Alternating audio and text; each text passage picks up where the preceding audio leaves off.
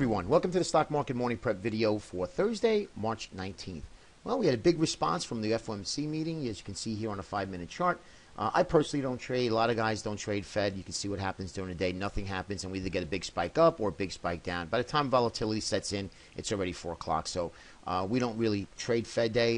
It's just really not worth it. And if you see yesterday, it was the same thing. We just basically kind of meandered back and forth, one spike up, or then a little bit push down. So no really dead trading yesterday, the following day too as well. So we kind of not really get caught up into this volatility because we don't know if it's for real or not, if the markets are going to continue to move up. But nonetheless, the response was taken quite well, as you can see. And where do we go from here? Well, it looks like the path of least resistance seems to be up again. So now that they like what Janet Yellen had to say, meaning the market participants, it looks like that we may be moving higher. Now, obviously, we all would have liked to see a deeper pullback, but again, we've only been seeing 4 to 5% pullbacks in the last 3 to 4 years, and it looks like that is going to continue unless the language from the FOMC and, of course, when they start to raise rates will affect probably any upside movement. But for now, it looks pretty much okay. Weekly charts, I'm not going to go over. We already did that early in the week, and they look like they're in sync to move higher. Daily charts were a little bit skewed. We had market divergence from the indices. We're going to go over them now. But let's take a look at what the banks and financials, and let's look at what technology is doing. As you can see here, technology came back in again. We had the XLK come in and worked out okay. You could see that we still have a higher low from this previous low, so that's actually good. Looking okay. I like the banks and financials now that are starting to break out here. That's going to help the Russell, and if that helps the Russell move higher, what's going to happen is the Russell, which is one of our leaders of the 5 indices that we follow, will also help push the markets higher as well. So you can see the banks and financials. We just took out this this little area of consolidation for the last, let's say 6 weeks or so. And now we're starting to break higher. 25, remember, on that weekly chart is the top. That is the high.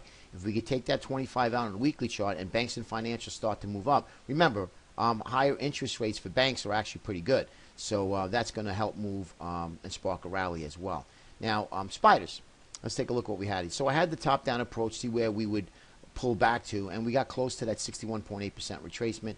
We actually broke through to 50 a little bit, and we came back in again, and now we're headed back up. So a big day in the spiders, but again, that was only in the last hour and a half. Again, I like to look at the 15, 30 minute or even an hourly chart really to see what's going on. Daily charts get a little skewed because we can go sideways all day, and all of a sudden we pop up for the last 20 minutes and make new highs. So now that we are almost challenging the highs, we'll see what happens today. Usually when you get a move like this, markets tend to kind of have an inside day, or at least maybe retrace back 50% or 38% of this move. So even if it came back to here, top of this band, then and move higher tomorrow or Monday, that would look okay.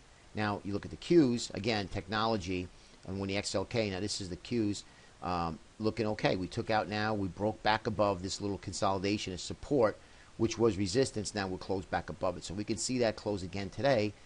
It wouldn't look too bad. Diamonds, same thing with the diamonds. So everything started moving in sync here. Remember, we pulled back a little bit early on, but we have this local low versus this low, again making a higher low, so looking pretty good. So that's not a bad sign as well. So everything seems to be moving in sync, at least yesterday. It looked like things were moving back, looking okay. Last two are the two leaders, right? So we have the transports breaking back to the upside. FedEx came out yesterday as well. That helped technology. The transports.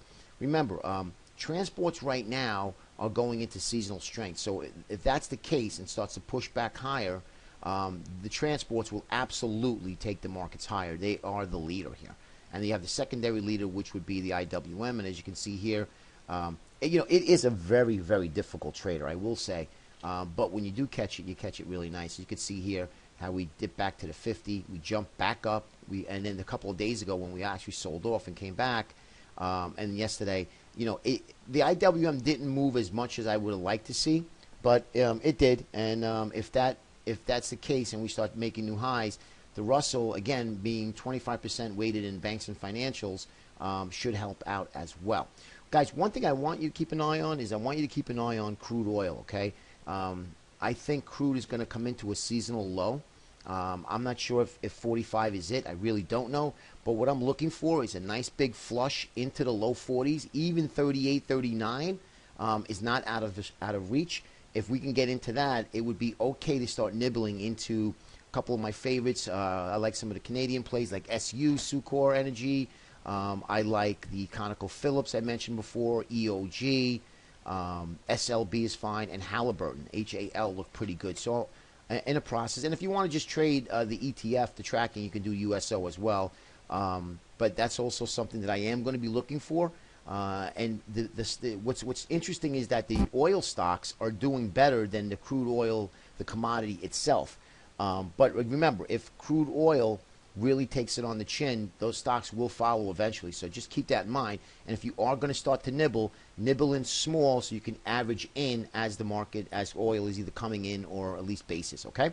That's going to be something that we're going to be looking for in the coming days. And, of course, we'll go over some charts. I'll put something together over the weekend. Have a great day, everybody. We'll speak to you tomorrow. Take care.